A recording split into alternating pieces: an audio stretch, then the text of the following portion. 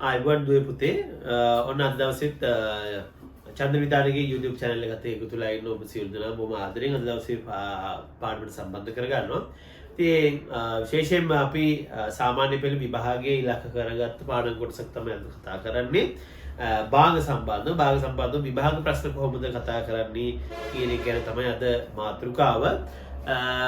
භාග සම්බන්ධව ඕගොල්ලන්ට මුල කොටස් ටික ආවරණය වෙලා නැත්නම් අපහැදිලි නම් ඒක තේරුම් ගත්තොත් හොඳයි කියලා හිතෙනවා නම් අපේ channel එකේ වීඩියෝ එකක් තියෙනවා භාග සම්බන්ධ භාග එක කොටස කියලා. එතෙන්දී අපි භාග එකතු කරන, අඩු කරන, ගුණ කරන, බෙදන වාගේ කොහොමද කරන්නේ කියලා දීලා තියෙනවා. ඒ වගේම බොඩ්බස් රූල් එක කොහොමද පාවිච්චි කරන්නේ කියන එක ගැන කතා කරලා තියෙනවා.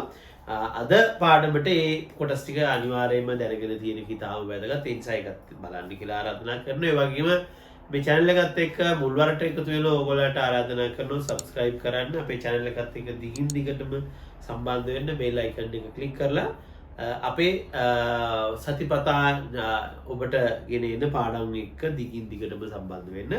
ඒ වගේම මේ වීඩියෝ එක ඔබට ප්‍රයෝජනයක් වුණා නම් ඔබට පුළුවන් ඔබේ යාළුවොත් එක්ක ඒ දැනුම බෙදා ගන්න. ඒකටත් ඔබට ආරාධනා කරමින් අද දවසේ අපි මොනවද කතා කරන්න කියලා අවධානය යොමු කරමු. අද මම කතා කරන්නේ කොහොමද O level paper එකක ප්‍රශ්නයක් භාගවලින් එන්නේ කොහොමද? ඒකට අපි තාර්කිකව ගාන හොඳට තේරුම් අරගෙන උත්තර ලියන්නේ කොහොමද කියලා තමයි අද කතා කරන්න බලාපොරොත්තු වෙන්නේ. එහෙනම් මම පාස් පේපර්ස් ප්‍රශ්න තුනක් අරගෙන අද දවසේ කතා කරනවා. අපේ channel එකේ විශේෂත්වය තමයි ඔයගොල්ලන්ට අපි කෙටි වීඩියෝ හරහා තමයි ගොඩක් වෙලාවට පාඩම් කොටස් හැටියට ගියන්නේ. ඒ ඔයගොල්ලන්ට විනාඩි 20ක් 30ක් අතර කාලයක් ගත්තාම ඒ කාලය තුල මම හිතන්නේ ගණන් කටපාඩම් කරන්න බැහැනේ. ඒ ඔයගොල්ලන්ට හොඳයි මේ වීඩියෝ එකක් බලලා විනාඩි 20ක් විතර යනකොට සැලකිය යුතු විෂය කොටස් ටිකක් ඔළුවට දාගන්න පුළුවන්. ඒ නිසා මේ පරණ වීඩියෝස් නැවත බලන්න කියලා ආරාධනා කරනවා. එහෙනම් අද අපි වැඩේට යමු. මම මුලින්ම ඔයගොල්ලොත් එක්ක කතා කරන්න බලාපොරොත්තු වෙනවා 2022 ප්‍රශ්න පත්‍රය. 2022 කිව්වට මේක තිබ්බේ 2023 තමයි විභාගය තිබුණේ. ඒ නිසා 2022 23 ප්‍රශ්න පත්‍රය තමයි ගන්නෙ. ඒකේ පළවෙනි ප්‍රශ්න පත්‍රයේ B කොටසේ පළවෙනි ගාන භාග වලින් තමයි දීලා තියෙන්නේ. රයිට් අපි බලමු ගානක් ඉස්සෙල්ලාම පුතේ බලන්න හොඳට මම මේ ගාන තේරුම් ගන්න උත්සාහ කරන විදිය. මම ඒකට අඳින රූප සටහන් මොනවද කියලා චුට්ටක් හොඳට බලන්න. භාජනයකින් ගාන කියවා ගන්න. භාජනයකින් පහෙන් දෙකක් පළතුරු යොෂ වලින් පිරී ඇත. එහෙනම් අපි ඒක තේරුම් ගමුකෝ. ඔන්න භාජනයක් තියෙනවා. ඒකේ පහෙන් දෙකක් මොනවද තියෙන්නේ? පළතුරු යොෂ තියෙනවා. මේකේ තියෙන්නේ පළතුරු යොෂ පහෙන් දෙකක් තියෙනවා. ඊට පස්සේ මොකද්ද කියන්නේ? මේ භාජනයට ජලය මිලිලීටර් 700ක් දානවා. ජලය මිලිලීටර් 700ක් මේකට දානවා. ඊට පස්සේ මොකද වෙන්නේ? භාජනයේ 4/3ක් පිරෙනවලු. ඒ කියන්නේ දැන් තත්ත්වය වෙනස්. ඒක දාපුවාම මොකද වෙන්නේ? භාජනයේ 4/3ක් පිරීලා. පැහැදිලිද? ඒ කියන්නේ වතුර වක් කරපුවාම දැන් මේකේ මට්ටම ඉහළ ගිහිල්ලා. කොච්චර ඉහළ ගියාද? 4/3 දක්වා ඉහළට ගිහිල්ලා තියෙනවා. දැන් කලින් තිබුණේ 5/2යි පළතුරු යොෂ වතුර දැම්මට පස්සේ 4/3යි. එහෙනම් ඔයගොල්ලෝ දන්නවා මේ ඉහළ ගියේ මොනව නිසාද? අර එකතු කරපු මිලිලීටර් 700 නිසා. පැහැදිලිද? ඔන්න මේ සිද්ධිය තේරුම් ගන්න ඕනේ. මේ ගොඩාක් වෙලාවට භාග ගණන් වල ළමයි උත්සාහ කරන්නේ එකතු කරන්න, අඩු ගන්න, වැඩි කරන්න දඟලන මිසක ගාන තේරුම් ගන්න උත්සාහ කරන්නේ. ඒ නිසා හදන්න බෑ. දැන් ඔන්න කතාව තේරුම් ගත්තා. දැන් අපේ පළවෙනි ප්‍රශ්නේ අහනවා එකතු කළ ජල ප්‍රමාණය වාජනීය ධාරිතාවයෙන් නම් කොච්චර පංගුවක්ද? දැන් අපිට පැහැදිලි මෙච්චරක් වැඩි උනේ වතුර ටික නිසා. කොච්චරක්ද වැඩි උනේ? 5/4 කලින් තිබුණේ නම් 5/2යි. එහෙනම් ඔය දෙක අතර වෙනස තමයි පුතේ මේ දාපු වතුර ටික කොච්චර පංගුවක්ද කියන එක. පැහැදිලිද? එහෙනම් ජලය එකතු කිරීමෙන් පස්සේ 4/3යි එකතු කරන්න කලින් 5/2යි. ඔය දෙකේ වෙනසෙන් ඉනවා පුතා මේ දාපු වතුර ටික. දැන් ඔයගොල්ලෝ දන්නවා භාග අඩු කරන්න තියෙනවා.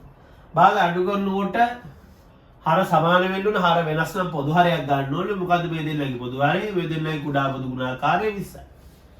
දැන් අද 20ට 4 ඒවා. අන්න 20ට 4 ඒවා 5යි 5 3 15යි. ඔන්න අදපු විදිය තේරුම් නැත්නම් බලන්න 20ට 5 ඒවා. කීයද? 20ට 5 ඒවා 4යි 4යි 2 8යි. දැන් 15 8ක් අඩු කළා 7යි 20න් 7යි. එහෙනම් මේ මිලිලීටර් 700ක් අපි ජලය දැම්මනේ. ඒ දාපු ජලය භාජනයේ සයිස් එකේ හැටියට නම් භාජනයේ ධාරිතාවයෙන් නම් 20න් 7ක්. පැහැදිලිද කියන්නේ? අර 20න් 7යි දාපු ජලය ප්‍රමාණය. දැන් අපි බලමු දෙවෙනි කොටස. බලන්න දෙවෙනි කොටස කියවන්න. මේකේ දැන් භාජනයේ ඇති පළතුරු බීමෙන් දැන් මේ දෙක දාපුවාම කලවම් වෙලා තියෙනවනේ නේද? මේක මිශ්‍ර වෙනවා. දැන් පළතුරු බීම එක හදාගත්තා. දැන් මේකෙන් 5න් 4ක් සංග්‍රහ කිරීමට වෙන් කර ගන්නාලාදී. එසේ එම වෙන් කරගත් බීම ප්‍රමාණය භාජනයේ ධාරිතාවයෙන් නම් කොච්චරද? දැන් අපි දන්නවා වතුර එකතු කරලා නේද? මේක මේ කෝඩියල් එක ගන්න නේද? පළතුරු යූසර් වලට දාලා ජලය බීම එකක් හදාගන්න. දැන් බීම එක හදාගත්ත අපි දන්නවා 4න් 3ක් තිබුණේ. භාජනයේ 4න් 3ක් තමයි බීම හැදිලා තිබුණේ. ඕකෙන් තමයි අන්න අල්ලන්නේ. මේ තියෙන බීම වලින් කොච්චරද? සංග්‍රහ කරන්න 5න් 4ක් පාවිච්චි කළා. 5න් 4ක්. භාජනයේ තිබ්බේ මෙච්චරයි ඒකෙන් 5න් 4ක්. ඔයගොල්ලෝ දන්නව මොකද්ද? අන්ලයින් කියන්නේ මොකද්ද? වැඩි කිරීම නේ. right. වැඩි කරනකොට මම මොකද්ද කිව්වේ? බලන්න අර කලින් වීඩියෝ එක බලලා එන්න මේක පොඩි ගැටලු තියෙනවනම් 4ට 4 එකයි 4ට 4 එකයි 3 වැඩි කිරීම එක 3යි 1 වැඩි කිරීම 5යි. එහෙනම් 5 කීයද? 3යි. භාජනයේ හැටියට නම් 5න් 3ක් තමයි සංග්‍රහ කිරීම සඳහා පාවිච්චි කරලා තියෙන්නේ. පැහැදිලිද කියන්නේ? right. දැන් අපි යමු තුන්වෙනි ප්‍රශ්නෙට. දැන් තුන්වෙනි ප්‍රශ්නේ බලන්න. තුන්වෙනි ප්‍රශ්නේ කොහොමද කියන්නේ? තුන්වෙනි එකේ කියනවා මේ වෙන් කරගත් බීම ප්‍රමාණය වීදුරු 6කට සමානව වැක්කිරුවා. දැන් අපි දන්නවා බීම කොච්චරක් ගත්තද? 5න් 3ක් තමයි සංග්‍රහයට පාවිච්චි කළේ. ඒක දානවා වීදුරු 6කට. එක වීදුරුවක මිලිලීටර කොච්චරක් තියෙද කියලා අහනවා. දැන් මිලිලීටර සම්බන්ධය කොහෙද තියෙන්නේ අපේ ගානේ? මේ මෙතන දාපු වතුර ටිකනේ. මොකද්ද මේ වතුර ටික කිව්වේ? මිලිලීටර 700ක් දැම්මා. අපි හොයාගත්ත ජලය කොච්චර පංගුවක් දැම්මද? ප්‍රොමිලක අංක 1 දී හෙව්වා ජලය 20න් 7ක් තමයි දැම්මේ. එහෙනම් අපිට පැහැදිලි 20න් 7ක් කියන්නේ මිලිලීටර කොච්චරද? 700ක් නේ. ඒකනේ කියන්නේ මිලිලීටර සම්බන්ධ වෙලා තියෙන්නේ දාපු වතුර ටික. දාපු වතුර ටික පංගුවක් විදිහට නම් භාජනයේ කොච්චරද? 20න් 7ක්. ඒක තමයි මිලිලීටර 700යි කියලා කියන්නේ. එහෙනම් ඔයගලන්ට පැහැදිලි එකක් කොච්චරද? 7ක් කියන්නේ 700ක් නම් එකක් කියන්නේ කොච්චරද? මිලිලීටර් 100යි. මිලිලීටර් 100යි. පැහැදිලිද කියන්නේ? එහෙනම් භාජනයේ 20න් එකක් මිලිලීටර් 100ක්. එහෙනම් භාජනයේ කොච්චරක් උපරිමද කියලා ගත්තොත් මිලිලීටර් 100 කොච්චරද? 20ක් තියෙනවා. තව විදිහකින් කිව්වොත් මිලිලීටර් 2000යි. අපි මේ මොකද්ද හොයාගත්තේ? මේ භාජනයේ සම්පූර්ණ ධාරිතාවය මිලිලීටර් 2000යි කියලා හොයාගත්තා. දැන් අපි අපේ ගානට එමු. මොකද්ද මේ කියන්නේ? වෙන් කරගත්ත බීම ප්‍රමාණය. දැන් ඕගොල්ලෝ දන්නවා වෙන් කරගත්තේ කොච්චරද සංග්‍රහයට? භාජනයේ ප්‍රමාණයෙන් හැටියට නම් 5න් 3ක් නේ. ඒතර 5න් 3ක් කියන්නේ කොච්චරද කියලා බලා ගන්න ඕනේ. එහෙනම් පුතේ මුළු භාජනයේම මිලිලීටර් 2000 නම් ඒකෙන් 5න් 3ක් නේද සංග්‍රහයට පාවිච්චි කරන්නේ. පැහැදිලිද කියන්නේ? එහෙනම් මේ මිලිලීටර් 2000යි භාජනයේම ඒකෙන් 5න් 3ක් තමයි සංග්‍රහයට පාවිච්චි කරන්නේ. එතකොට අපිට පේනවා අල්ලයින් කියන්නේ ගුණ කිරීම 5 1යි 5 4යි 403ක් 1200යි. ඒ කියන්නේ මිලිලීටර් 1200ක් තමයි සංග්‍රහයට පාවිච්චි කරලා තියෙන්නේ. ඒතර ඕක වීදුරු 6කට දැම්මා. ඒතර මේ සංග්‍රහයට පාවිච්චි කරපු මුළු ප්‍රමාණය මේ තියෙන්නේ. අපිට පුළුවන් මේ මිලිලීටර් 1200 වීදුරු 6කට දාපු නිසා 6න් බෙදන්න. එතකොට කීයද? මිලිලීටර් 200යි. ඒ පැහැදිලිද? දැන් භාජනයේ ප්‍රමාණය කොච්චරද කියලා අපි හොයාගත්තා. එතකොට සංග්‍රහයට ගත්තේ භාජනයේ ධාරිතාවයෙන් 5න් 3ක්. ඒ කියන්නේ මිලිලීටර් 1200ක්. ඒක වීදුරු 6කට දැම්මා. දැන් එක වීදුරුවක තියෙනවා මිලිලීටර් 200ක්. පැහැදිලිද? එතන මේක විභාගයේදී ඔයගලන්ට ලකුණු 3ක් දීලා තියෙනවා. 10න් 3ක්ම දීලා තියෙන්නේ මේ ගන්න හදනවා. මේක පොඩි වෙලාවක් යනවා. කතාවක් විදිහට මේක හරියට ගලප ගන්න ඕනේ. පැහැදිලිද? රයිට් එහෙනම් අපි රොබිලා අංක 4ට යමු. මොකක්ද 4 වෙනි ප්‍රශ්නේ අහන්නේ බලන්න. දැන් භාජනයේ ඉතිවන පළතුරු බීම ප්‍රමාණය මිලිලීටර වලින් සොයන්න. දැන් භාජනයේ කොච්චරක් ඉතුරුද කියලානේ අපෙන් අහන්නේ. දැන් අපි දන්නවා සංග්‍රහ කරන්න කලින් කොච්චරද තිබ්බේ භාජනයේ 4න් 3ක් තිබ්බා. අපි දන්නවා භාජනයේ 5න් 3ක් සංග්‍රහය සඳහා පාවිච්චි කළා. සංග්‍රහය සඳහා වෙන් කරගත්ත ප්‍රමාණය 5න් 3යි. මේ හැම එකක්ම භාජනයේ සයිස් එකකින් කියලා තියෙන පුතේ බීම වල ප්‍රමාණයෙන් නෙවෙයි. භාජනයේ සයිස් එකකින් 4න් 3ක් බීම තිබ්බා. භාජනයේ සයිස් එකකින් 5න් 3ක් සංග්‍රහය සඳහා යොදාගත්ත. දැන් මට ඕනේ කොච්චර තව ඉතුරුද බලා ගන්න. එහෙනම් හරිය වෙනස් ගත්ත පොදු හරයක් 20ට 4 ඒවා 5යි 5 වරක් 3 15යි 20ට 5 ඒවා 4යි 4 වරක් 3 12යි 20න් 3යි. අපි ගානේ මුලදී කිව්වා 20න් එකක් කියන්නේ මිලිලීටර් 100යි කියලා. ඔයගොල්ලන්ට මේක මතක නැත්තම් බලන්න වීඩියෝ එකේ ආපස්සට චුට්ටක් ගිහිල්ලා මම ලියුවා භාජනයේ 20න් එකක් මිලිලීටර් 100යි කියලා. දැන් මට ඕනේ 20න් 3ක් කියන්නේ කොච්චරද? හරි සිම්පල් වැඩක්. එක පංගුවක් මිලිලීටර් 100 නම් පංගු 3ක් කියන්නේ කොච්චරද? මිලිලීටර් 300යි. එහෙනම් දැන් භාජනයේ බීම කොච්චරක් ඉතුරු වෙයිද? මිලිලීටර් 300යි. මේ ගාටත් ඒ වාගේදී ලකුණු 3ක් දීලා තියෙනවා. ඒතර පළවෙනි කොටස් දෙකට ලකුණු 2 ගන්න. ඊළඟ කොටස් දෙකට ලකුණු 3 ගන්න 10යි. ඒතර 10ෙම කොට දා ගන්න පුළුවන්. හොඳට කියවුවනම් සමහරවිට හිතනවා මේ ගාන හදපු එක කාට හරි අපහැදිලි නම් මොකද කරන්න ඕනේ වීඩියෝ එකේ ආපහු වලට ගිහිල්ලා මේකම රූපයක් ඇඳලා කටු සටහන අරගෙන නේද? ඒ වැඩේ කරලා බලන්න මොකද්ද මේකේ සිද්ධ වෙලා තියෙන කතාව මොකද්ද කියලා. ඔන්න 2022 23 පේපර් එකේ ප්‍රශ්න සාකච්ඡා කරා. දැන් අපි ඊළඟ ප්‍රශ්නෙට යන්නේ 2023 පේපර් එක. ඒ කියන්නේ ඒක තිබ්බේ 24 අවුරුද්දේ. ඉන්සයිඩ් කියන 23 24 පේපර් එක. අපි ඒ උදාහරණයට යමු. 2023 අවුරුද්දේ නැත්නම් 23 24 පේපර් එකේ ගත්තා. මේකෙත් පළවෙනි ප්‍රශ්න පත්‍රයේ B කොටසේ පළවෙනි ප්‍රශ්නේ හැටියට එනවා. මේකේ පොඩි අර මේ මිනිස් දින සම්බන්ධකයකුත් එක්ක තමයි එන්නේ. දැන් අපි හොඳට දැකලා තියෙනවා මේ විභාග භාග ප්‍රශ්නයත් එක්ක එක එක පාඩම් දැන් සම්බන්ධ කර දෙන අවස්ථා තියෙනවා. ඒ නිසා අපේ ළමයි තීරු ගන්න ඕන මේ ගණිතය කියලා කියන්නේ තනි ඒකකයකට වෙනමම ගණන් හදන විෂයක් නෙමෙයි. එකකට එකක් සම්බන්ධයි. එතකොට කාට හරි දැන් මම මේ හදන ගානේ මිනිස් දින කාරණාව අපහැදිලි නම් ඔන්න අවස්ථාව තියෙනවා අපේ channel එකේ ප්‍රතිලෝම සමානුපාත කියලා බලන්න අපි පාඩමකට දාලා ඇති. ඒකේ මිනිස් දින ගැටලු සම්බන්ධව කතා කරලා. එහෙනම් මේ ගැටලුව කරන්න මොනවා හරි මිනිස් දින සම්බන්ධ ගැටලුවක් කාට හරි තියෙනවා නම් එයාට පුළුවන් ඒ වීඩියෝ එකට ගිහිල්ලා ඒක චුට්ටක් ස්ටඩි කරලා තේරුම් අරගෙන එන්න. ඒ නිසා මම හිතන්නේ අපේ channel එකත් එක්ක දිගටම හිටියාම මම හිතන්නේ සියලුම පාඩම් ආවරණය කරලා දෙන එක තමයි අපේ ඉලක්කය. එතකොට ඔයගොල්ලන්ට තනියම ඉගෙන ගන්න හොඳ ටූල් එකක් හැටියට මේ අපේ channel එක පාවිච්චි කරන්න පුළුවන් වෙයි කියලා හිතනවා. රයිට්. මේකේ මෙන්න මෙහෙමයි කතාව තියෙන්නේ.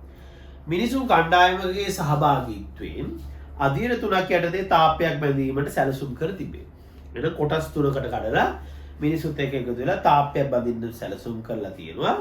පළවෙනි අධීරයේදී ඒ කියන්නේ පළවෙනි කොටස ගත්තාම 10 දෙනෙක්. ඒ කියන්නේ පුජ්‍යලියෝ 10 දෙනෙක් එකතු වෙලා දවස් 4ක් වැඩ කරලා තාප්පයේ 7න් 4ක් නිම කරනවා. නෑ ඔයගොල්ලන්ට පේන අධීර 3යි. මේ වැඩේ අධීර 3කින් තමයි කරන්න යන්නේ. අධීර 3කින් කරන්න යනවා. පළවෙනි එකේදී යා 7න් 4ක් ඉවර කරලා තියෙනවා. පැහැදිලිද කියන්නේ? 7න් 4ක් ඉවර කරලා තියෙනවා.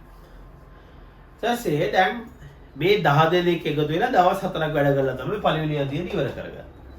පළවෙනි ප්‍රශ්න.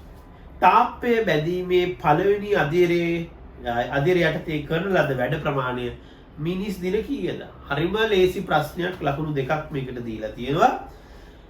මිනිස් දින කොහොමද පුතා හැදෙන්නේ? මිනිස්සු ගාන දින ගානේ වැඩි කරනවා. රයිට්. මිනිස්සු 10 දෙනෙක් දින 4ක් වැඩ කළා. ඒ කියන්නේ 40යි. මොනවද පුතා? 40 මිනිස් දින 40යි. මිනිස් දින 40ක් වැඩ කළා. එතකොට ඕක තමයි ඒ මිනිස් දින 40කින් තමයි පුතේ තාප්පේ කොච්චරක් ඉවර කළාද? 7න් පංගු 4ක් ඉවර කරලා තියෙනවා. රයිට්. ඔන්න පළවෙනි ප්‍රශ්නේ ගොඩ. ලකුණු දෙකක් ගොඩ. දැන් දෙවෙනි ප්‍රශ්නේ මොකක්ද අහන්නේ? තාප්පයේ ඉතිරි ඇති දිගෙන් 3 එකක් දෙවෙනි අධීරයේදී නිම කරනු ලැබේ. එහෙනම් ඕගොල්ලන්ට තේරෙනවා 7න් 4ක් තාප්පේ වැඩ ඉවර නම් මේ වැඩ මේ දවස් දෙකටම ඉතුරු වෙලා තියෙන කොච්චරද? 7න් 3ක් විතරයි. පැහැදිලිද? 7න් 3ක් විතරයි. මේක අපිට තේරුම් ගන්න හරි ලේසි.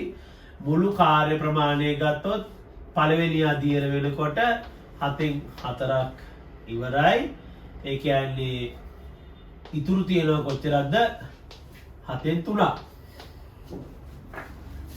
right මම හැම වෙලේම මේවා පොඩි රූප සටහන් ඇදලා කටු සටහන් ඇදලා ගාන තීරු ගන්න තමයි උත්සාහ කරන්නේ. මේ ඉතුරු වෙච්ච වැඩෙන් මොකද කරන්නේ? දෙවෙනි අදියරේදී කොච්චරක් ඉවර කරනවද? ඒකෙන් 3න් එකක් ඉවර කරනවා කියලා කියන්නේ. ඒතර අපිට පැහැදිලි. එම ප්‍රමාණය තාපයේ මුල දිගින් නම් කොච්චරද? ඔන්න දෙවෙනි ප්‍රශ්නෙට උත්තරේ 7න් 3න් 1යි. 7න් 3න් 1යි. එන මේ හම්බෙච්ච සියල්ල මෙතන ඉඳන් වැඩේ පටන් ගන්න. මෙහෙම ආවා. මෙතෙන් ආවා. එන මේ ටික ගුණ කළා. 7න් 3න් 1කින් වැඩි. ඒතර අල්ලයින් කියන්නේ ගුණ කිරීම නිසා ඩයටයි කපන්න පුළුවන්. එහෙනම් දෙවෙනි අධ්‍යයනයේදී කරලා තියෙන්නේ කොච්චරද පුතා? 7න් එකක් බව මේකෙන් හොයාගන්න පුළුවන්. පැහැදිලිද? එහෙනම් දෙවෙනි අධ්‍යයනයේ හැටියට මුළු තාප්පෙන් කොච්චරක් ඉවරයිද? 7න් එකක් ඉවරයි. right?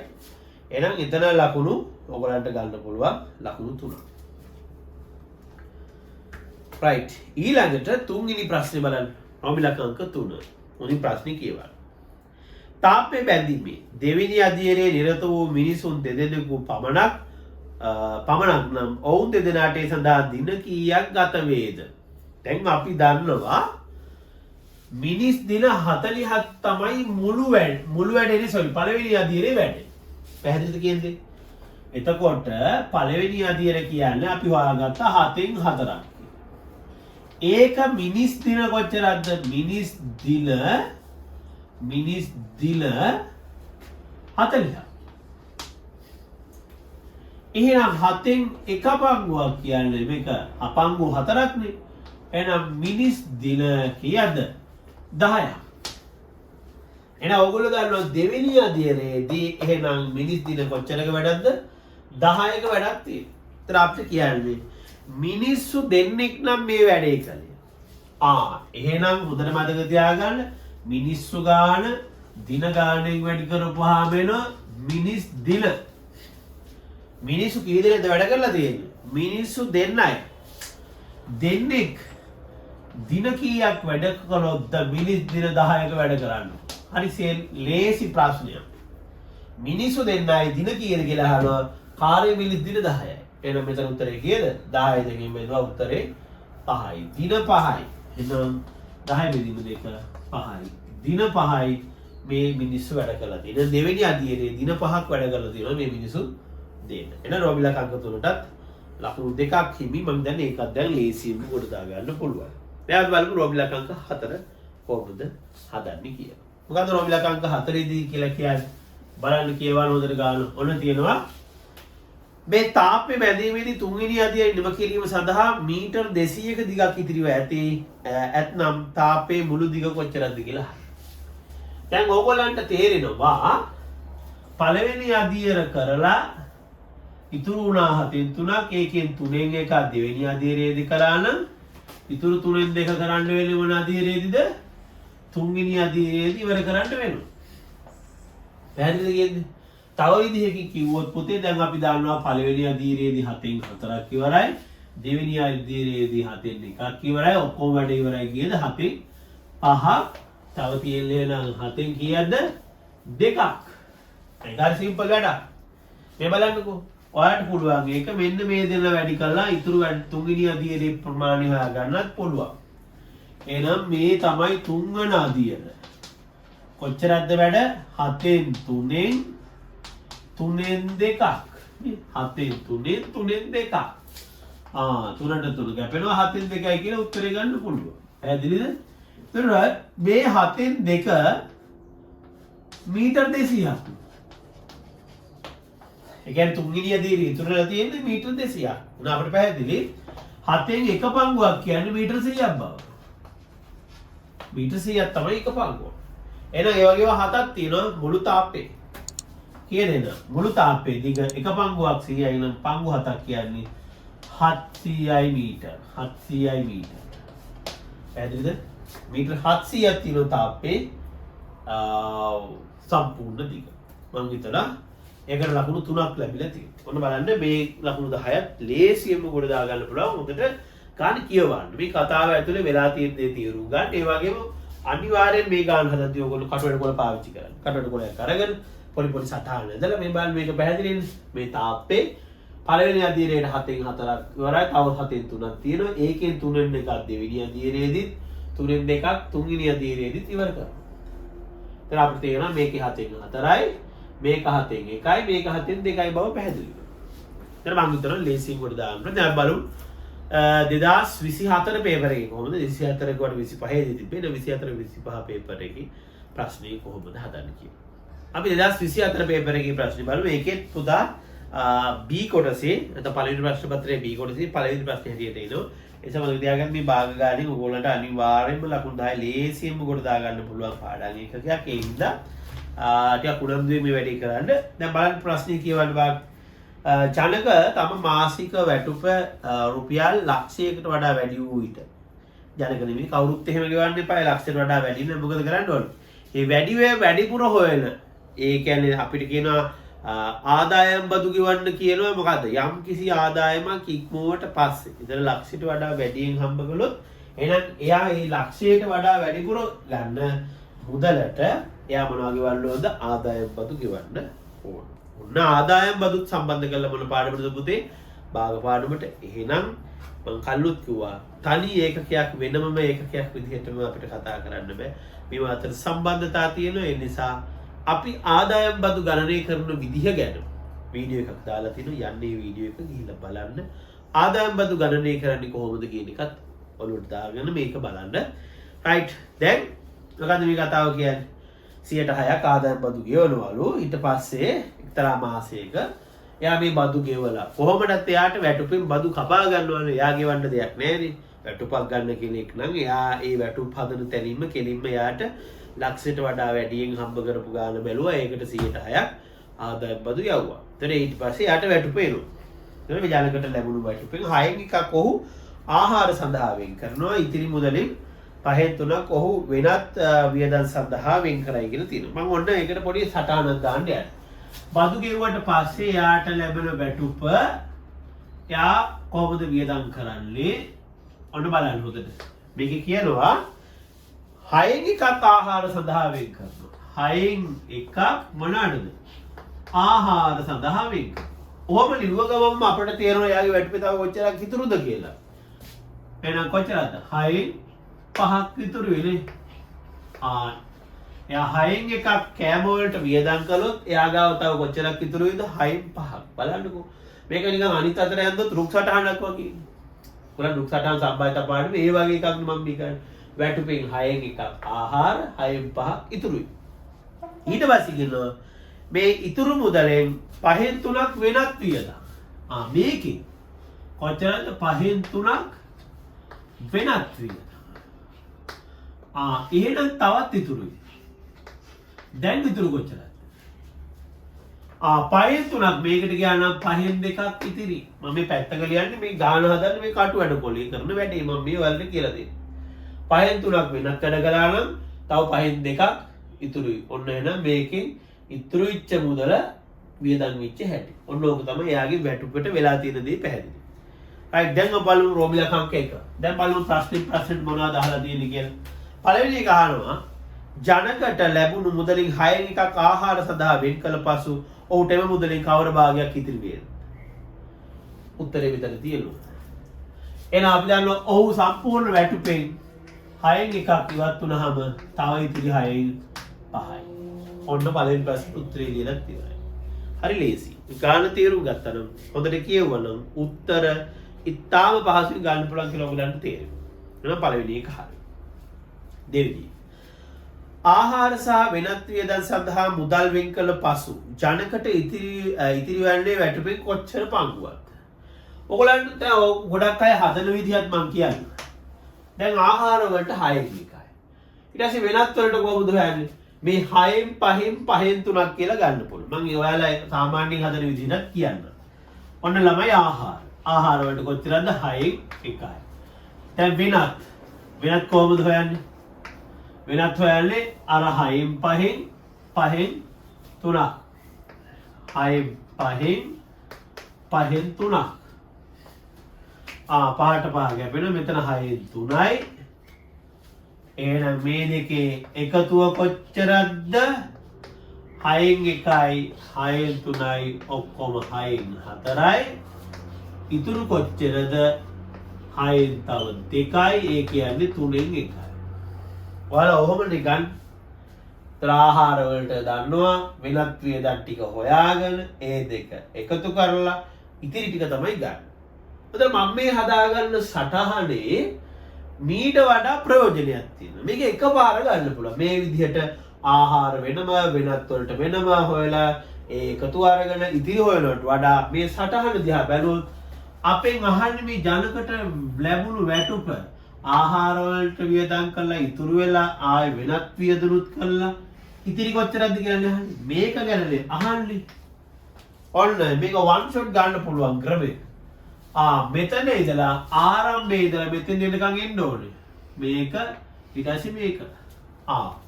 මෙන්න 6න් 5න් 5න් 2ක්. යාට ඉතිරි වෙන්නේ 6න් 5න් 5න් 2ක්. එහෙනම් 6න් 5 වැඩි කිරීම 5න් 2. මෙන්න 5න් 1යි 5න් 1යි 2න් 1යි 2න් 3යි. උත්තරේ එනවා 3න් 1යි. එනිසා තනි පියවර මේ වගේ දීර්ඝ විදිහට යනවට වඩා ඉතා පහසුවෙන් කරගන්න පුළුවන් ළමයිනි. ඕගොල්ලෝ මෙන්න මේ වගේ සටහන කටු වැඩ කොල්ලයක අඳින්න පුරුදු. ඒ නිසා මේ විදිහට ගානක් මම හිතන්නේ හදලා නැතුව ඇති. මේ අත්දැකීම ගන්න මේක හරි ලේසි. වෙනම හොයාගෙන යන්න ඕනේ. කෙලින්ම එයාට දැන් වැටුප කොච්චර ඉතුරුද කියලා හොයාගන්න පුළුවන්. දැන් බලමු රෝමිලක අංක 3 කොහොමද අහන්නේ කියලා. right? රෝමිලක අංක 3.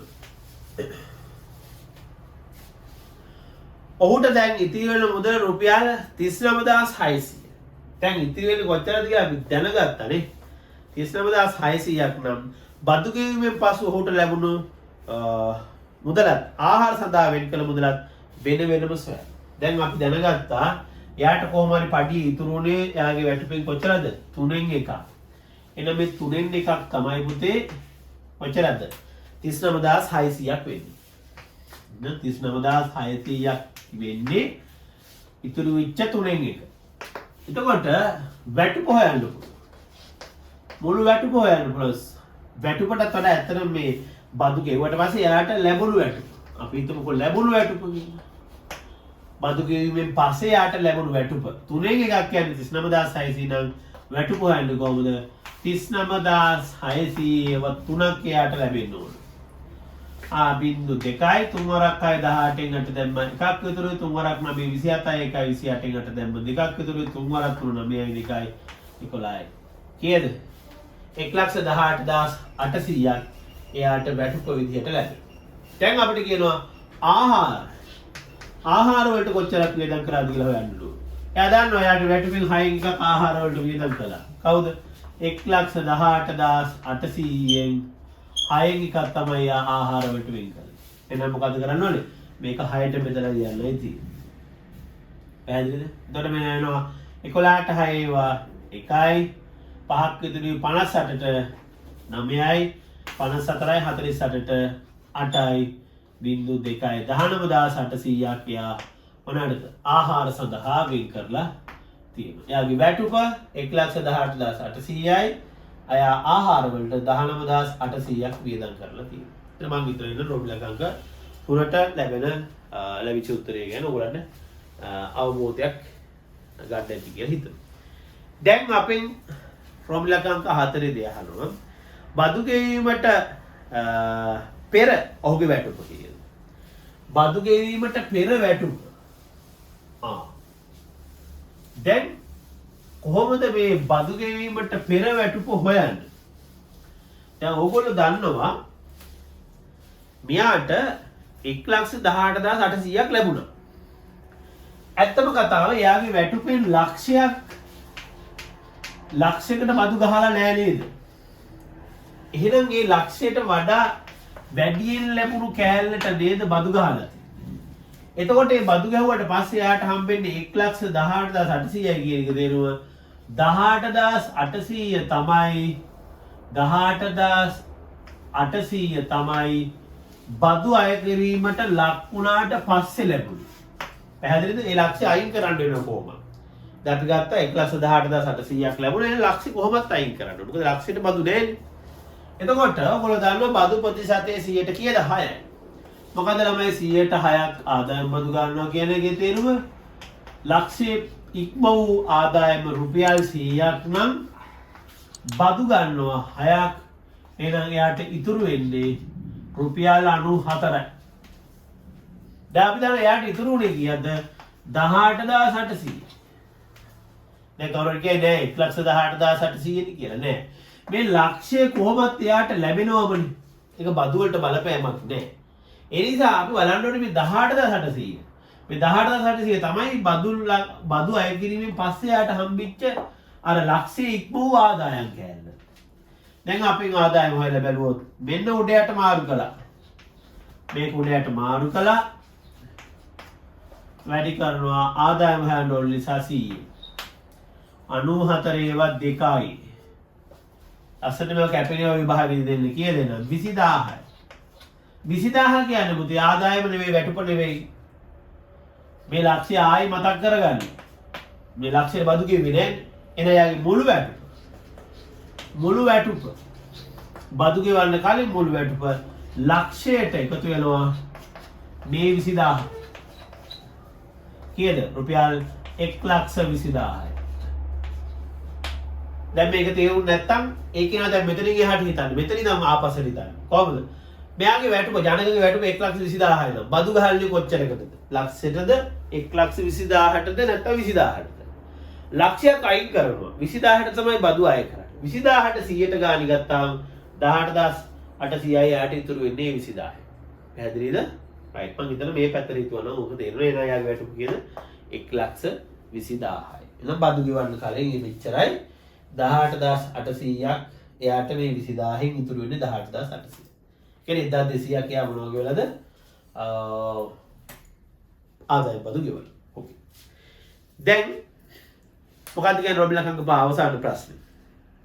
යම් අවස්ථාවක බදු අය කර ගැනීමේ සීමාව ඉහළ දැමීම නිසා ජනක ආදායම් බදු ගෙවීමෙන් නිදහස් වෙනවා.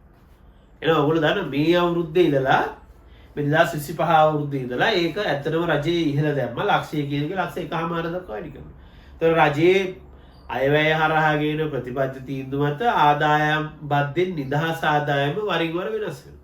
දැන් මේ කතාවේ කියනවා එක්තරා කාලයකදී මේ බදු අය කරන සීමාව උඩට දාලා තියෙන. ඒ නිසා ජනකට බදු ගෙවන්න සිද්ධ වෙන්නේ නැහැ.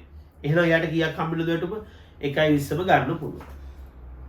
ඔහු ආහාර සඳහා මුලදී වියදම් කළ මුදලම වෙනස්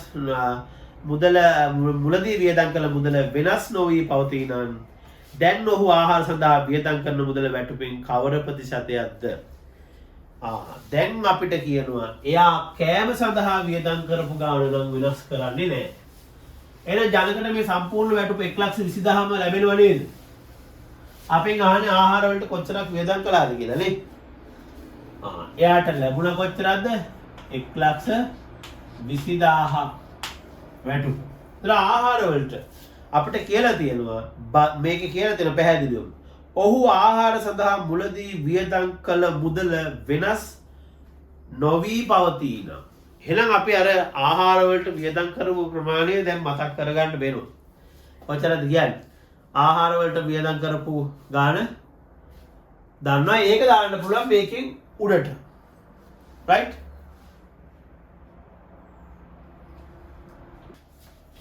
එතකොට අපි හොයාගත්තා 19,800ක් යා කෑම වලට වියදම් කළා කියලා. එහෙනම් යාට බදු කිව්වේ නැති හින්දා දැන් 1,18,800 නෙමෙයි 1.20ම ලැබෙනවා. දැන් ඒකෙන් ආහාර වලට වියදම් කරපු ප්‍රමාණය එයා ඒ නිසා වැඩි කරලා නැහැ. එහෙනම් මේක අපි 100% වැඩි කරොත් එයා ආහාර වලට වියදම් කරපු ප්‍රතිශතය හොයා ගන්න පුළුවන්. කොහොමද සුළු කරන්නේ? බිංදුවට බිංදුව කැපෙනවා, මේ බිංදුවට මේ බිංදුව කැපෙනවා, මේකට මේක කැපෙනවා, මේකට මේක කැපෙනවා. එහෙනම් 190ට 12ක් බෙදන්න තමයි තියෙන්නේ. එහෙනම් 190ට 12ක් බෙදුවාම 19ට 12ව 1යි. 7ක් විතර 78ට කීයද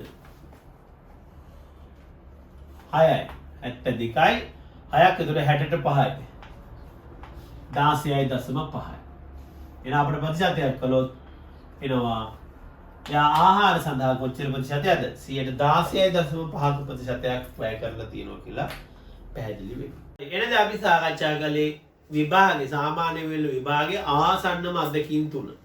ඒ නිසා තව පාස් පේපර්ස් ගණන් තියෙනවා. ඔයගොල්ලෝ හදන්න මොනවා හරි හදාගෙන යනකොට ගැටලු තියෙනවා නම් මට කතා කරන්න. මගේ දුරකථන අංකය තියෙනවා. අර channel එකේ විස්තර ටික තියෙනවා. ඔයගලන්ට පුළුවන් මට WhatsApp පණිවිඩයක් දෙන්න පුළුවන්. එහෙම නැත්නම් ඔයාලට මේ වීඩියෝ එකේ යටින් කමෙන්ට් එකක් හැටියට ඔබේ ප්‍රශ්න ඉදිරිපත් කරන්න පුළුවන් මං හිතනවා. මේක ඔබ තනියෙන් බලලා වැඩක් නෑ. මං හිතන්නේ දැනුම බෙදා දෙන එක. තව කෙනෙක් එක්ක බෙදා ගන්න එක. ඒක ඔබටත් මං හිතන්නේ කවදා හරි ඒ කරන දේ පිහිටට හිටි. ඒ නිසා හැකිතාක් ඔබ මේ ඉගෙන ගන්න දේ ඔබ දැනගන්න දේ තව කෙනෙක් එක්ක බෙදා හදා ගන්න. දැනුම බෙදාගත්තට කවදාවත් දැනුම කියන එක නැති වෙන්නේ අඩු වෙන්නේ නැති දෙයක්. ඒ නිසා ආරාධනා කරන මේ ඔබ මේකේ යමක් ප්‍රයෝජනයක් ගත්තන ඔබ යාළුවොත් එක්ක ඔයගොල්ලෝ ඉන්න ගෲප් වල මේවා බෙදා ගන්න බලන්න කියලා ආරාධනා කරනවා. එහෙනම් අද දවසෙත් අපි විභාගයේ ලකුණු 10ක් ගොඩ දාගත්තා. එහෙනම් මේ වගේම තවත් වීඩියෝ එකකින් අපි බලාපොරොත්තු වෙන සමු ගන්න ඔබට සුබ දවසක්.